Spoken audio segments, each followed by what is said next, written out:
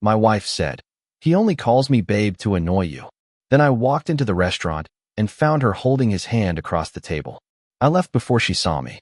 Now she's begging me to answer her calls, but I handed her divorce papers and walked away without a word. Original post.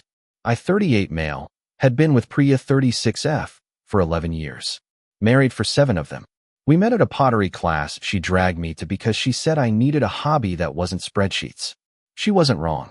I fell in love with her laughing at my lopsided bowls before I even knew her last name. We built something real. A house with a vegetable garden neither of us was good at maintaining. A rescue dog named Qley who ate one of my dress shoes and we still thought was perfect. A life that felt, for a long time, like the kind people try to describe and can't quite put into words. His name was Devin. They worked together at the urban planning firm she'd joined 3 years ago. I knew who he was. She talked about him sometimes, the way you talk about a coworker, casually, without weight. He came to the firm's holiday party last December. We shook hands. He seemed fine. Ordinary. The kind of guy you forget the moment he leaves the room. 6 months ago, things shifted. Small things. She started staying late at the office too, sometimes 3 nights a week. Started sleeping with her phone face down on the nightstand. Started laughing at texts in a way that made her glance up to check if I was watching. I noticed all of it and told myself I was the problem. Told myself I was reading anxiety into nothing because work had been stressful and I was carrying it home. Then one evening she got a call while we were eating dinner. She looked at the screen, said, "It's just Devin, he's annoying about timelines," and declined it. 2 minutes later it rang again. She stood up, walked toward the hallway, and answered it laughing. I sat there with my fork in my hand. When she came back, I said, "He calls a lot." She sat down, picked up her fork, and said, completely flat, "He only calls me babe to annoy you." I stared at her. She didn't look up from her plate. I asked her what that meant. She said it was an inside joke about a coworker who called everyone babe, that she was explaining why Devin's sense of humor was irritating. She said it lightly, like I was slow for not catching it. I let it go. I replayed it for 3 days. Update 1. I want to explain what actually broke me, because it wasn't the hand-holding.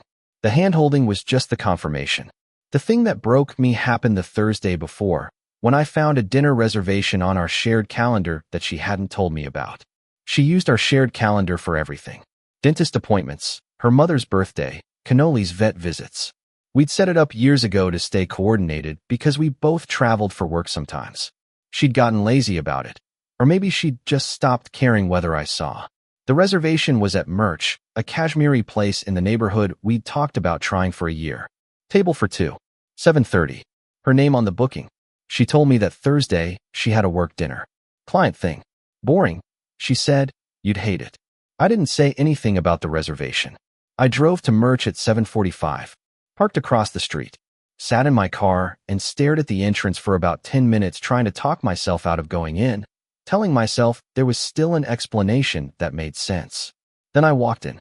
The place was small and warm, amber lighting, that particular hum of a restaurant on a good night.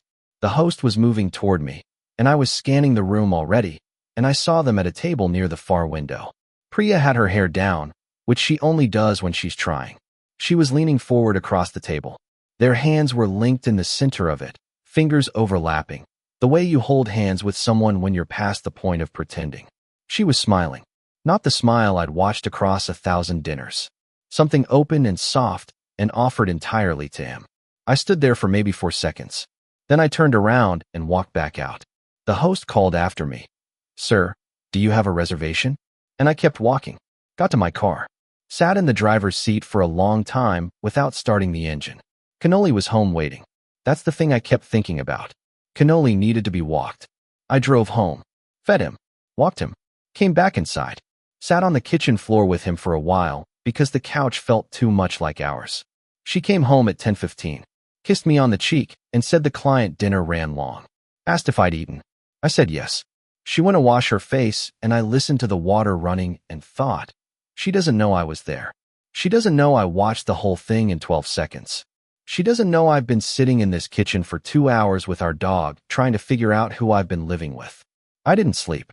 I lay in the dark and listened to her breathe and cataloged everything. How long?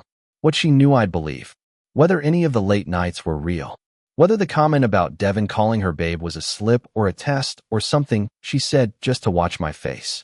Whether she cared either way. By 4 in the morning, I had made exactly one decision. I was not going to tell her what I saw. Not yet. Because I needed to be steady when it mattered, and I wasn't steady yet.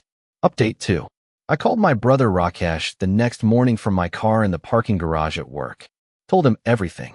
He went quiet for a long time, which is what Rakesh does when he's actually thinking instead of reacting. And then he said, "What do you want to happen?" I said I didn't know.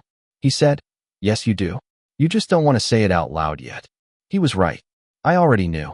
I just needed the ground under me to stop moving before I could act on it. I found a divorce attorney that afternoon. Her name was Ms. Okafor, and she was matter-of-fact in the way I needed. No performance of sympathy, just information. She told me what I'd need.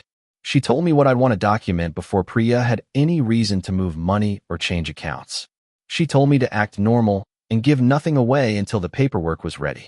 I was good at acting normal. I'd apparently been living with someone who was excellent at it. Figured I could manage 2 weeks. Priya called 3 times the following Saturday while I was out running errands. I answered the last one. She wanted to know if I'd remembered to pick up her dry cleaning. I had. I brought it home and hung it in the closet, and she thanked me and went back to her laptop, and I stood in the doorway of our bedroom watching her and thought, she's going to be so surprised. She has no idea how much I know. She thinks I'm still the man who believed her. Ms. Okafor called me on a Wednesday. "Papers are ready. How do you want to do this?" I said, "In person." Priya was home when I got there. Laptop open on the kitchen table, reading glasses on, a cup of tea going cold at her elbow. Normal evening. She looked up when I came in and said, "Hey, you're early." I set the envelope on the table in front of her keyboard. She looked at it, looked at me, said, "What is this?" I didn't answer. I picked up Qley's leash from the hook by the door, clipped it to his collar, and walked out. She started calling before I reached the end of the driveway. I let it ring. She's been calling every day since. Texts, too. First confused, then explaining, then sorry, then angry, then sorry again. Her mother called. 2 of our mutual friends called. Someone, I assume her, posted something vague on social media about betrayal and not being understood. I haven't answered any of it. There's a particular kind of quiet that comes after you've made a decision that can't be unmade. It's not peace exactly. It's more like the silence after a very long noise finally stops, and you're still adjusting to what the world sounds like without it. I'm staying at Rakesh's place. Qley has taken over his couch, which Rakesh pretends to be annoyed about and clearly loves. I go to work. I eat. I sleep better than I have in months, which surprised me and then didn't. The house goes on the market in 3 weeks. Ms. Okafor says it'll be straightforward. We don't have children. The finances are relatively clean. Priya has her income and I have mine. The garden will go to whoever buys the place, and maybe they'll be better at keeping things alive. I keep thinking about that restaurant. The amber light. Her hair down. The way she was leaning forward like she had nowhere else she needed to be. I think she loved him, or thought she did. I think she was so deep into it that she stopped even being careful. The shared calendar. The comment about Devin at dinner, like she was daring me to ask. Maybe she wanted to get caught. Maybe she wanted me to be the one who ended it, so she didn't have to feel like the person who left. She doesn't get that from me. She gets papers. She gets silence. She gets to sit with what she chose. Someone asked me last week if I was angry. I thought about it honestly. Not the way I expected, I said.